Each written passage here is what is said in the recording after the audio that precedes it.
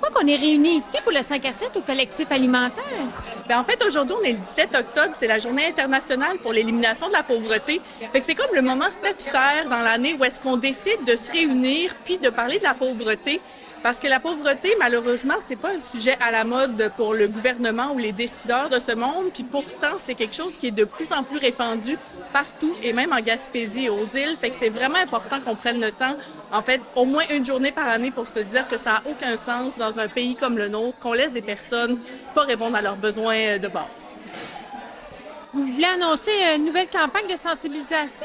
Oui, en fait, aujourd'hui, dans notre monde idéal, on lançait une campagne de sensibilisation à la réalité de la pauvreté en Gaspésie et aux îles. Parce qu'on se rend compte que quand les gens pensent à la pauvreté, ils ont des images comme une personne en situation d'itinérance à Montréal, alors qu'en Gaspésie et aux îles, c'est pas exactement ça. Toutefois, les statistiques nous disent qu'il y a pratiquement une personne sur 5 qui réussit pas à répondre à ses besoins de base. Fait qu'on s'était dit, on va faire une campagne avec une saveur plus régionale. Mais en fait, on s'est buté aux propres préjugés des personnes par rapport à la pauvreté parce que des gens voulaient témoigner pour nous aider dans notre campagne, mais nous disaient, Louise, je veux pas être identifiée, je veux pas être pointée du doigt. Fait que là, on se disait, oh non, on veut mettre en lumière c'est quoi la pauvreté, mais les gens veulent pas participer à cause qu'il y a trop de préjugés. Fait qu'on s'est rendu compte que mener une campagne de préjugés, c'était plus compliqué que prévu, mais nous, on a décidé de prendre le temps de bien le faire, contrairement au gouvernement qui fait des 4e plans de lutte sur le coin d'une table puis des réformes à l'aide sociale sur le coin de l'autre table. Nous, on va prendre le temps, on va faire quelque chose qui a de l'allure parce que les gens en Gaspésie méritent qu'on lutte contre les préjugés. Mais justement, qu'est-ce que vous pensez de la loi que le gouvernement a déposée, la loi 71?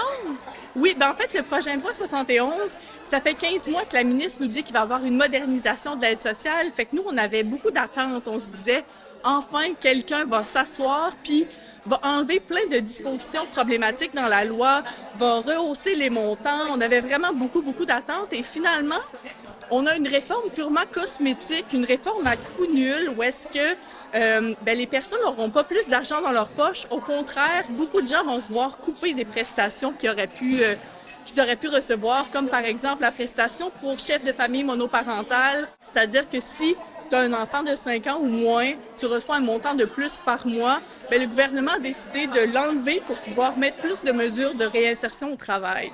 Mais le travail, c'est pas réaliste pour beaucoup de gens à l'aide sociale, donc on trouve que ça a été très mal pensé. C'était pas ça qu'on avait besoin.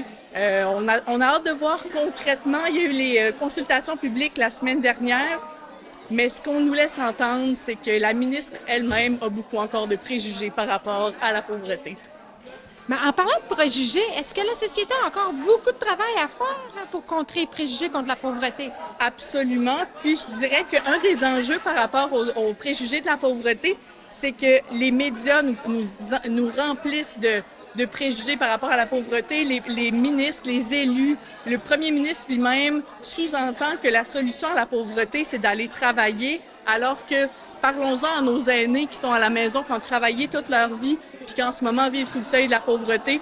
Parlons-en aux personnes en situation de handicap qui vivent en dessous du seuil de la pauvreté, puis qui des fois peuvent simplement pas se rendre travailler. Fait que je trouve qu'on banalise un peu, on vient généraliser la pauvreté, alors que c'est beaucoup plus complexe que ça. Puis je trouve ça décevant que des gens responsables de la solidarité sociale au Québec continuent de faire des interventions médiatiques qui augmentent les préjugés par rapport à la pauvreté. Si on revenait à notre petite soirée 5 à 7, vous avez invité la population. Vous allez leur offrir un parcours interactif.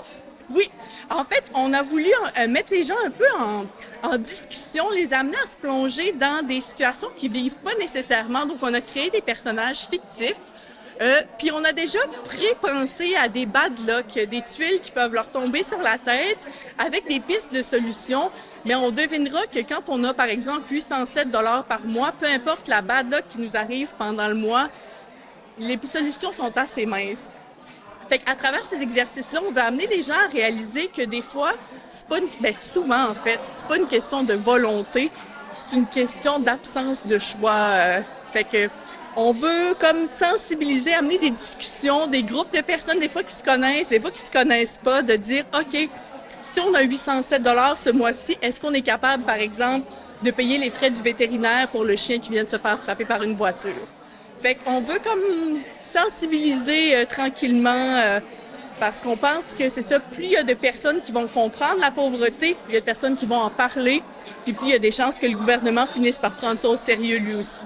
Une personne qui travaille au salaire minimum à temps plein n'atteindra pas un niveau de vie suffisant pour sortir de la pauvreté. C'est pas normal au Québec en 2024.